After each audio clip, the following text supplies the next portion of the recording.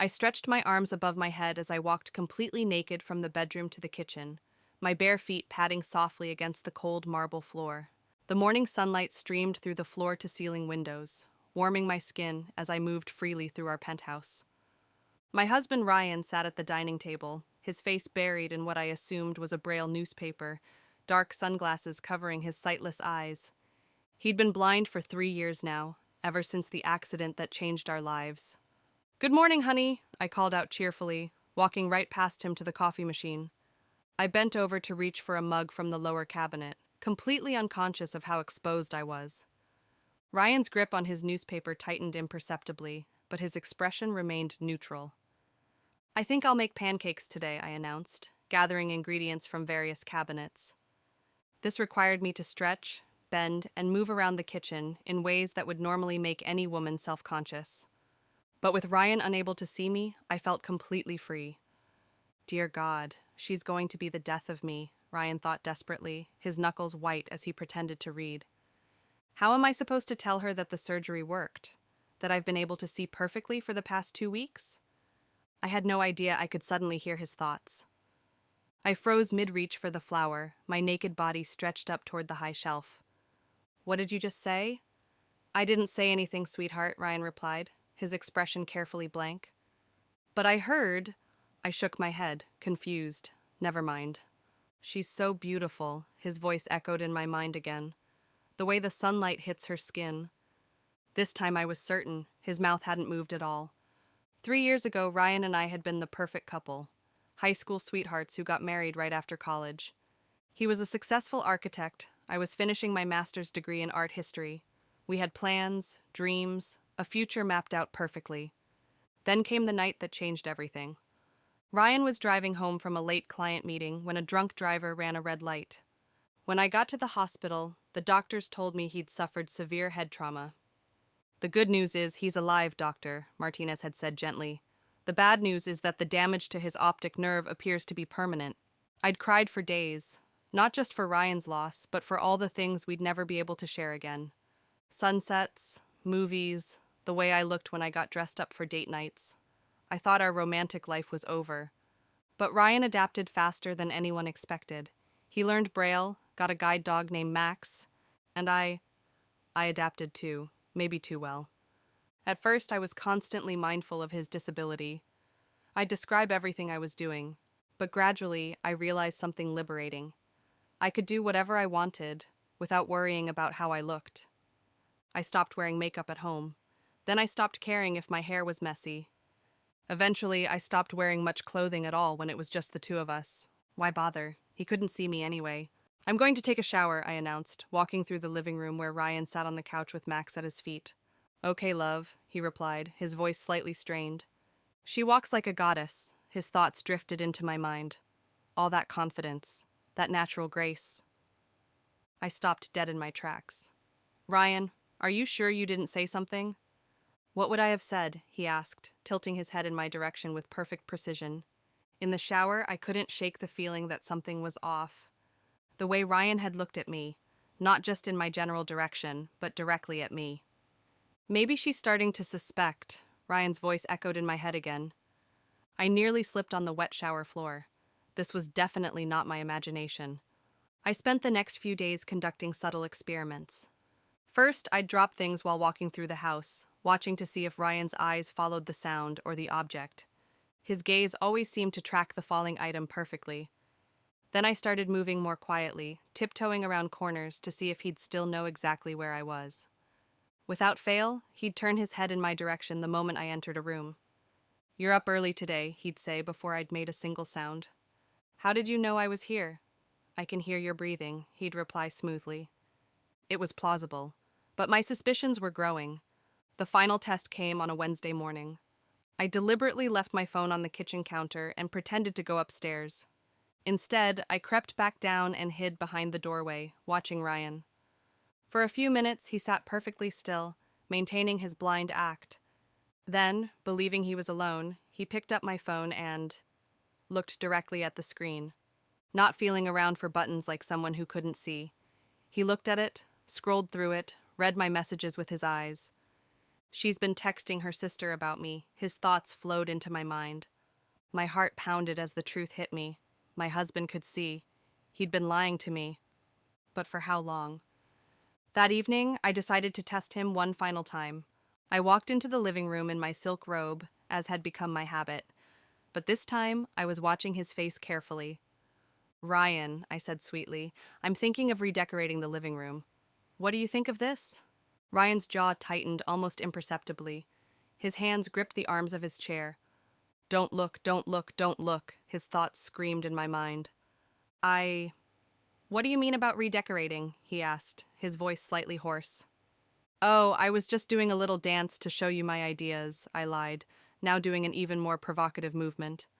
I watched as a bead of sweat formed on his forehead. "She's torturing me on purpose," his thoughts continued. "There's no way this is coincidental." "Ryan," I said quietly, walking closer to him, "look at me. Sweetheart, you know I can't." "Look at me."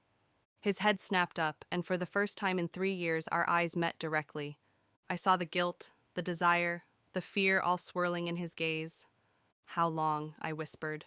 Ryan closed his eyes in defeat. 2 weeks. The surgery. It worked. "And you didn't tell me?" I wanted to, but I loved watching you like this." His thoughts confessed what his mouth couldn't. "You loved watching me," I said, my voice deadly quiet. Ryan's eyes widened. "How did you—" "I can hear your thoughts, Ryan. Every single one." "That's impossible." "Is it?"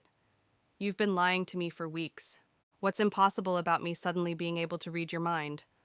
"I can literally hear you thinking about odds right now," I said. "Want to explain yourself?"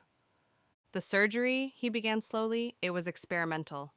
Dr. Martinez called 2 months ago, but you didn't tell me you were even considering it. I didn't want to get your hopes up, or mine. After 3 years of being blind, I'd learned to live with it." "You were afraid I'd stop being comfortable around you," I said, reading his thoughts. "These past 3 years, watching you become so confident, so free, it was beautiful. You stopped caring about makeup and perfect hair. You just existed, purely. So you decided to keep lying to me so you could watch me? It sounds horrible when you put it like that. Because it is horrible, Ryan. You violated my privacy, my trust. Stop thinking about how I look and focus on how you betrayed me," I snapped. Ryan stood up from his chair, moving with complete confidence through the room for the first time in 3 years. "You want the complete truth? Fine. Yes, I loved watching you, but it wasn't just about seeing your body, Emma. It was about seeing you, the real you. For the first time in our entire relationship, you weren't performing for me. You weren't trying to be the perfect wife, the perfect anything. You were just Emma. Do you remember what you were like before the accident? Always checking mirrors, asking if your outfit looked okay? When I lost my sight, something unexpected happened. You stopped performing. You became more yourself than I'd ever seen you. More confident, more natural, more beautiful. And she doesn't even know it." "Emma," Ryan said carefully, "can we talk about the fact that you can apparently read my mind?" "I don't know how it's happening," I admitted. "It started a few days ago. At first I thought you were talking to yourself, but then I realized your mouth wasn't moving." "Can she hear this?" he thought deliberately. "Yes, I can hear that. So you can see my thoughts too, not just hear them?" "Apparently." I sat down heavily on the couch. "This is all too much. You can see, I can read minds." "Maybe it's connected," Ryan thought. "Maybe when my vision came back, something changed for both of us." "You think my telepathy is connected to your restored sight?" "I don't know, but the timing seems too coincidental." I miss touching her, his thoughts drifted over. "These past 2 weeks have been torture." "Show me," I said quietly. "Show you what? Show me how you see me." Ryan's gaze traveled slowly over my silk-robed body, and for the first time, I was aware of being seen. "Your skin," he said softly. "It glows in the morning light. You never used to let sunlight touch you directly. You were always worried about tan lines. The way you move, like you're dancing even when you're just walking to the kitchen. You flow instead of walking, like water, like music, like poetry in motion." "And your face," he whispered, reaching up to almost touch my cheek before stopping himself. "You smile more now. Real smiles, not the ones you used to practice in the mirror." I felt something shifting inside me. The anger was still there, but it was mixing with something else. You really see all that? I see a woman who became herself when she thought no one was watching. And she's magnificent. I know I've broken your trust, but I need you to know something. I love her more now than I ever have. I can hear that, I said softly. Good, because it's true. These past 2 weeks haven't just been about seeing your body. They've been about seeing your soul. I fell in love with the woman you became when you thought you were invisible. But I wasn't invisible, I said. You were watching me the whole time. Yes, and I'm sorry for lying, but I'm not sorry for what I saw. I stood up and walked to the window, looking out at the city below. Ryan's eyes followed my movement. I could feel his gaze on me like a physical touch. What happens now? I asked. That's up to you. I've already made my choice. I chose to lie, and I'll have to live with the consequences. Please don't leave me, his thoughts pleaded. Please don't hate me. I don't hate you, I said without turning around. But you don't trust me either. Number not right now. I'll do anything to earn it back. Will you? I turned to face him. Will you really do anything? Yes, anything. Okay, I said, walking back to where Ryan sat. Here are my conditions. First, no more lies, ever, about anything. Agreed. Second, you're going to tell Dr. Martinez about your restored vision. Today. If you want to see the real me, then I want to see the real you too. Third, you're going to help me figure out why I can read your mind. And fourth, you're going to prove to me that you love the real me, not just the version without clothes.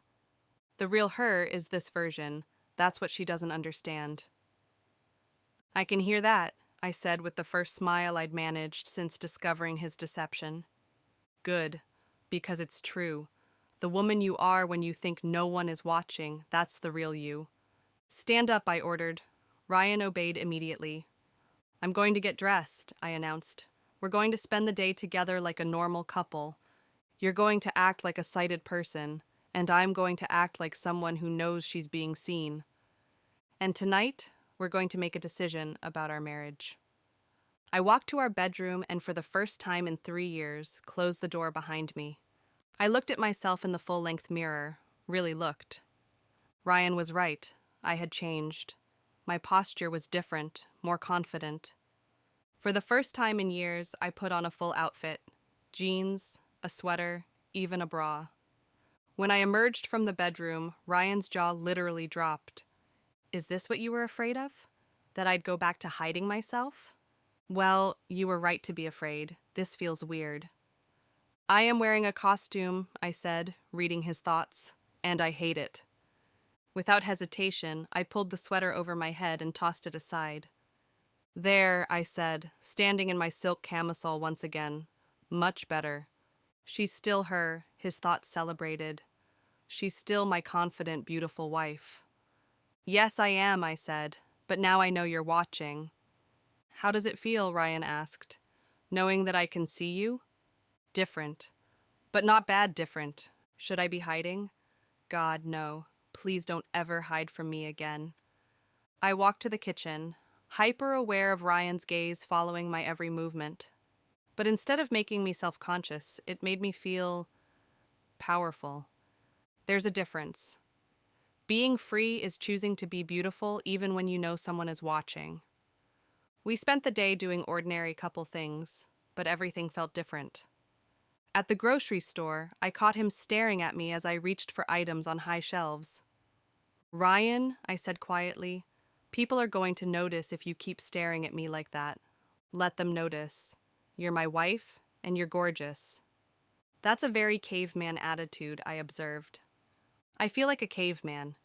I've been pretending to be blind while the most beautiful woman in the world walks around my house. At the pharmacy, we asked about the telepathy situation. Mind reading isn't medically possible, the pharmacist said with a condescending smile. He thinks we're crazy, Ryan's thoughts confirmed. He thinks we're crazy, I told Ryan. The pharmacist's smile faltered. How did you? Lucky guess, I said sweetly. That evening, we sat on our couch facing each other. I was in my silk robe. It had become my natural state. I have a question, I said. Anything. If I hadn't discovered you could see, how long would you have kept lying? Forever, his thoughts admitted before he could speak. I would have kept the secret forever. Forever, he said aloud, his voice heavy with guilt. And that doesn't seem wrong to you? It seems selfish. It seems cowardly. But wrong? Number not, when the alternative was losing this version of you. You realize that makes the decision for me, I said quietly. Whether I can trust you again. You just admitted you would have lied to me for the rest of our lives. She's going to leave me, his thoughts panicked. I've lost her. I'm not going to leave you, I said, reading his fear. But I am going to make some new rules. Rule number 1, no more decisions about what's good for me without asking me first. Rule number 2, complete honesty about everything, no matter how uncomfortable. Rule number 3, you have to earn back my trust by proving you can tell me things I don't want to hear. Do you really think I'm more beautiful now, or are you just saying that because you feel guilty? Both. I do think you're more beautiful now, but I might not have told you if I didn't feel guilty. Rule number 4, you have to help me understand this mind-reading thing. That might be the hardest rule of all. She can see every thought, every fantasy, every moment of desire.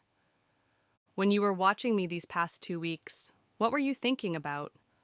How badly I wanted to touch her, his thoughts began. How many times I had to stop myself. You took cold showers? So many cold showers. Emma, watching you move around the house like a goddess while having to pretend I couldn't see you. It was torture. I laughed, actually laughed. You were afraid of me wearing clothes? These 3 years of seeing you comfortable in your own skin, confident and natural. You know what's funny? I was more myself when I thought you couldn't see me. But now that I know you can see me, I still feel like myself. Because you are yourself. The real you isn't dependent on who's watching. She's finally understanding, his thoughts celebrated. There's something else we need to address. The fact that we haven't been intimate since your vision returned. About the fact that you've been seeing me intimately for 2 weeks, but haven't touched me once. I didn't know how to navigate it. How do you make love to your wife when she thinks you can't see her? But it's different now. Everything I see, every reaction, every expression on your face. Show me, I said quietly. Show me how you see me now. Touch me like a man who can see his wife. Ryan's hands trembled as he reached for me. For the first time in 3 years, he looked directly into my eyes. Your eyes, he whispered, his thumbs tracing my cheekbones. I forgot how expressive they are. I can hear your thoughts, I reminded him softly. Good. Then you know how beautiful you are to me. I want to see your face when I touch you. I want to watch you respond to me. For the first time in 3 years, we made love with full awareness of each other. Yours, I agreed, reading his thoughts even in the midst of passion. I woke up in Ryan's arms, both of us peaceful in the morning sunlight streaming through our bedroom windows. For the first time since his accident, he was watching me wake up.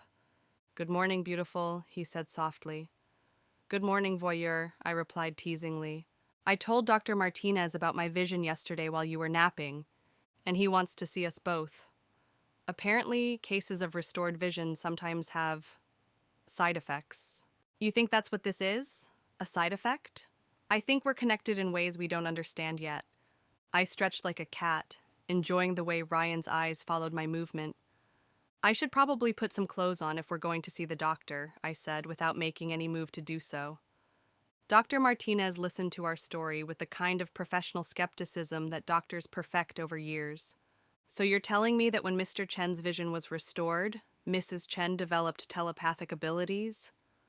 I know how it sounds, I said, but I can prove it. Blue elephant, I said immediately. Dr. Martinez's eyebrows shot up. Helena, Montana, and cornflakes, I recited. This is unprecedented, Doctor, Martinez admitted. But there have been cases of trauma creating unusual neural connections between married couples. Over the next few weeks, Ryan and I developed a new rhythm. It's like being married to a mind reader, Ryan complained one morning. Which I literally am, his thoughts added. You literally are, I confirmed. Do you know how hard it is to plan surprises for someone who can read your mind? I know, but I'll still act surprised, I promised. The flowers he brought home that evening were beautiful, and I did act surprised. They're perfect, I said, genuinely touched by the gesture even though I'd known it was coming. She's perfect, his thoughts responded, standing there in nothing but an apron, arranging flowers. Just an apron? I looked down at myself. I thought I'd try a little modesty. Please don't. The apron is somehow more provocative than being completely uncovered. 3 weeks after Ryan's vision was officially restored, we attended his company's annual gala. Are you nervous? Ryan asked as we got ready. I was standing in front of our mirror, applying makeup while in my silk robe. It had become my routine. Should I be nervous? I asked, catching his eyes in the mirror. You're going to be the most beautiful woman there, he said aloud. No one else gets to look at me the way you look at me, I said, turning to face him. This version of me is only for you. We're not going to be late, I said, slipping into the elegant black dress I'd chosen. But we might leave early. Promise, promise. The gala was everything I'd expected, elegant, boring, and full of people pretending to enjoy small talk. Mrs. Chen, one of Ryan's colleagues, approached us. You look absolutely radiant tonight. Thank you, I replied, then added, Ryan was just thinking the same thing. The colleague looked confused. He told you that? Lucky guess, I said with a smile. But as the evening progressed, it became harder to hide our unusual connection. Emma, Ryan whispered during a particularly dull speech. People are starting to notice. Let them think, I whispered back. What are they going to conclude? That I can read your mind? I glanced over at Mrs. Johnson, an elderly woman who was indeed staring at us with intense curiosity. Should we give her something to really think about? I asked mischievously. Mrs. Johnson, I said sweetly, my husband was just thinking about how lovely your earrings are. Mrs. Johnson's eyes widened. How did you? He didn't say anything. He has very unique taste, I said diplomatically. On the drive home, Ryan was unusually quiet. You're thinking very loudly, I observed. I am enjoying it, I admitted. Is that wrong? What happens when people start asking too many questions? Is that what you're really worried about? Or are you worried that I'm changing? You're becoming more bold, more confident, more willing to push boundaries. I like being unpredictable, I said as we walked into the house. For 3 years, I was predictable Emma who adapted to her blind husband's needs. Now I'm Emma who can read minds and walk around freely and shock elderly ladies at galas. I kicked off my heels and started changing out of my formal clothes. And which Emma do you prefer? Ryan asked, watching me change. Both, he said aloud. Good answer. I tossed my dress aside and stood before him in just my lingerie. But I think you prefer this Emma, always this Emma. That night, as we lay in bed, I realized something had shifted between us. Our mornings had developed their own rhythm. I would wake up and immediately pad to the kitchen, while Ryan would lie in bed for a few extra minutes, watching me move through the house. She walks like she owns the world, his thoughts would follow me. I am comfortable, I would call back from the kitchen. Aren't you getting up? 5 more minutes of watching her, you're going to be late for work. This particular morning, however, Ryan had something else on his mind. Just tell me, I said, bringing him coffee in bed. Whatever it is. Emma, I've been thinking about something, Doctor, Martinez said. About trauma creating neural connections. And I wonder if this connection we have is permanent. Would that bother you? I don't know. Would it bother you? Ask me again in a year. A year of complete honesty, I corrected. 6 months after Ryan's vision returned, we faced our first real challenge as a connected couple. Ryan's ex-girlfriend Claire came to town for a business conference. Your ex-girlfriend Claire? I asked, not looking up from my breakfast. I'm not going to react badly to you having coffee with an ex, I said. I trust you. But she can read my mind. She'll know if I'm attracted to Claire, if I'm comparing them. Ryan met Claire at a downtown cafe, and I could feel his nervousness through our connection. She looks good. His thoughts drifted to me. Older, more sophisticated, but still pretty. I was folding laundry in my silk camisole as usual when his thoughts about Claire started flowing in. She's asking about Emma. She wants to know if I'm happy. Tell her you're very happy, I thought back, though I wasn't sure if he could hear me. Now she's asking if I ever think about what might have been if we hadn't broken up. The truth is that I loved her once, but what I have with Emma is completely different, deeper. She's saying she made a mistake breaking up with me. She's saying she's still in love with me. Emma, if you can hear this, I need you to know that I feel nothing for Claire except nostalgia. 20 minutes later, Ryan came home to find me still folding laundry. How did it go? I asked casually. You know how it went. You were listening to my thoughts the whole time. I was, and I'm proud of you for handling it well. Some wives would be jealous. Some wives can't read their husbands' minds. A year after Ryan's vision returned and my telepathy began, we were stronger than we'd ever been.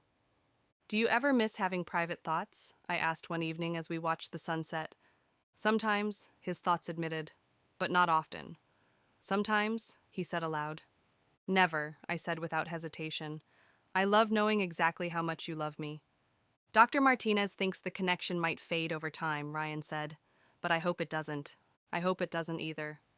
This is who we are now, Ryan, connected in ways most couples can only dream of.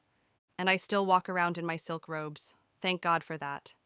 The most beautiful woman in the world, and I'm yours, I repeated his thoughts. Forever? Mommy, why don't you wear clothes at home? Our 2-year-old daughter asked. I glanced at Ryan, who was trying not to laugh.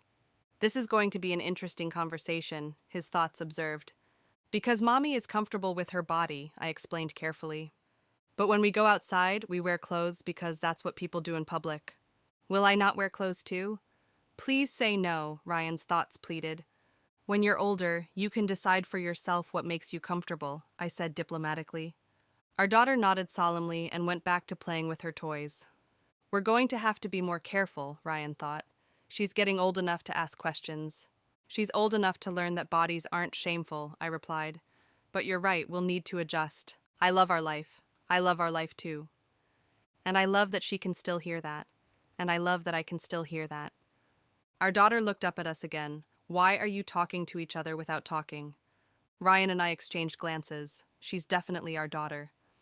And as our little girl watched us with curious eyes, I realized that our strange, wonderful, completely honest life was just beginning. So guys, what did you think of this incredible story? Emma discovering that her husband could see her walking around naked at home this whole time, and on top of that, she could read his mind. Let me know in the comments. Do you think Ryan was right to pretend he was blind so he could keep seeing his wife? Or would you do the same thing as Emma and forgive him? If you enjoyed this love story full of betrayal and second chances, smash that like button to help me out. And if you want more stories like this, with incredible plot twists and lots of drama, subscribe to the channel and hit the notification bell so you don't miss any new stories. Oh, and tell me in the comments what kind of story you want to see in the next video. See you next time. This story explores themes of trust, honesty, and intimacy in marriage. Sometimes the most profound connections come from the most unexpected circumstances. Love isn't just about seeing someone clearly, it's about being seen and accepted completely.